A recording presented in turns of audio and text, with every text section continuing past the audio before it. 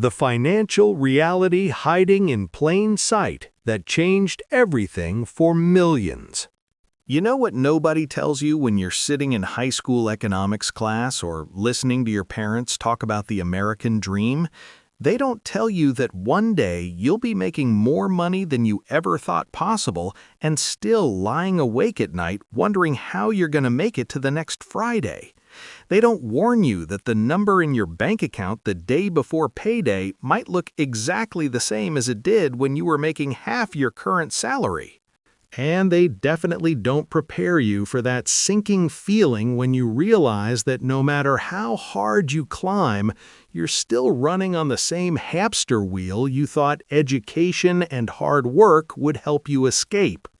I'm about to share something with you that's happening in households across America right now, at this very moment, while politicians argue about economic growth and financial experts celebrate stock market highs.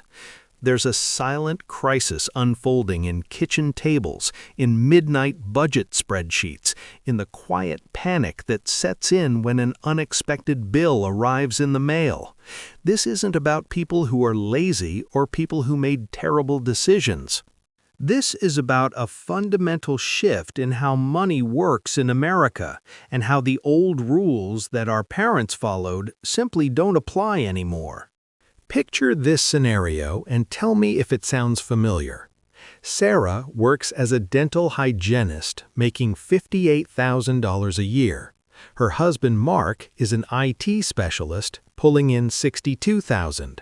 On paper, they're a solidly middle-class family, bringing in a combined household income that would have meant prosperity and security just 2 generations ago.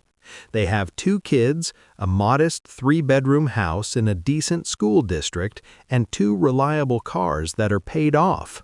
They're not buying designer handbags or taking exotic vacations.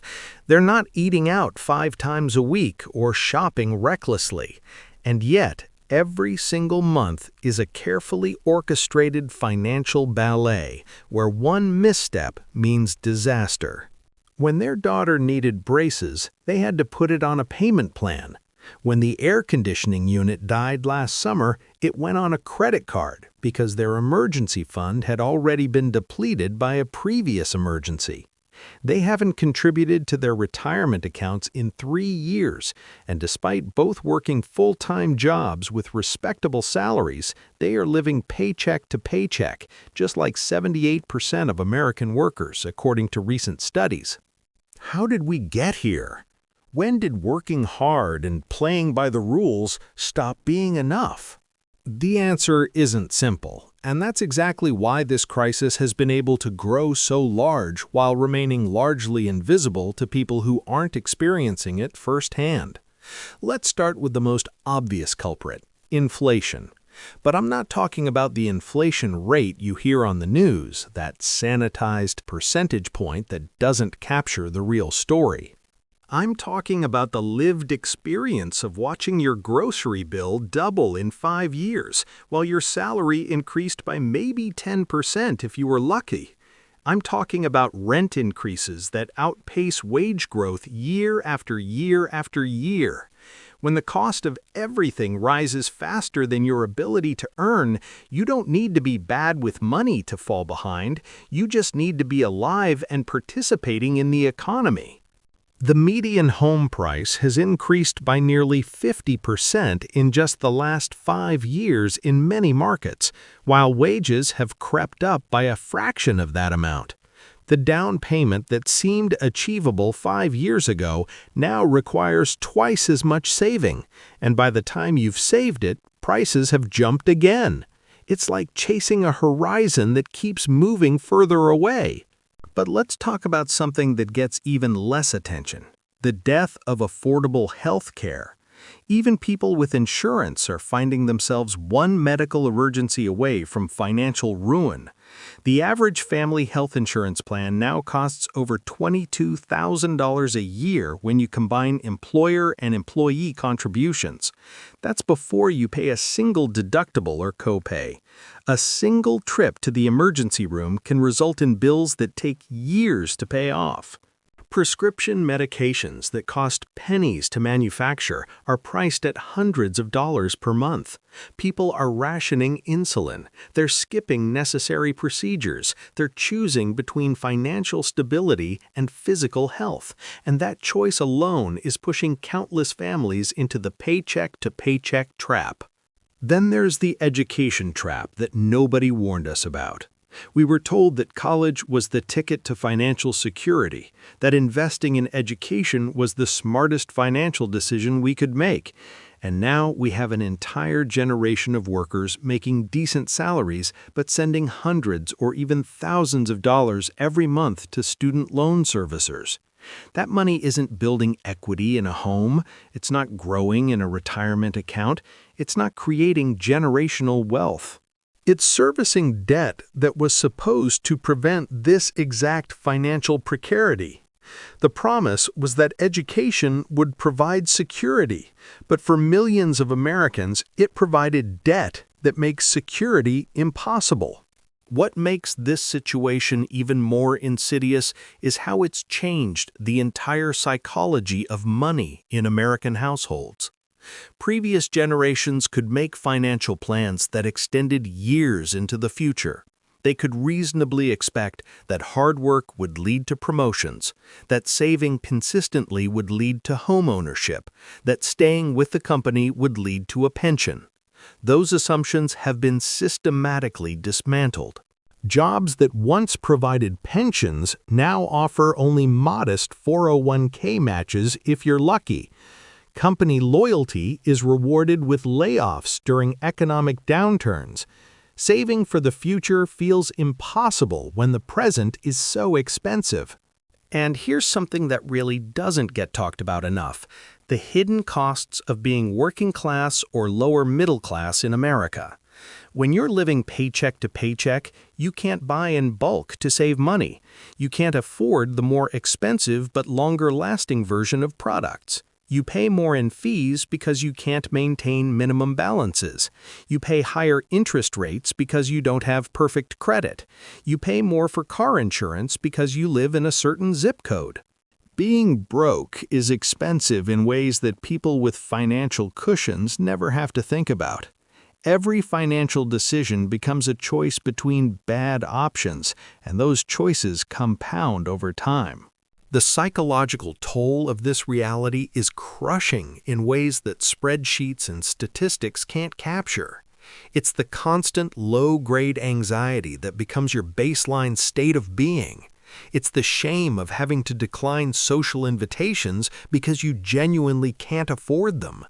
It's the fear that keeps you awake at night knowing that your entire financial stability rests on nothing going wrong. And things always eventually go wrong.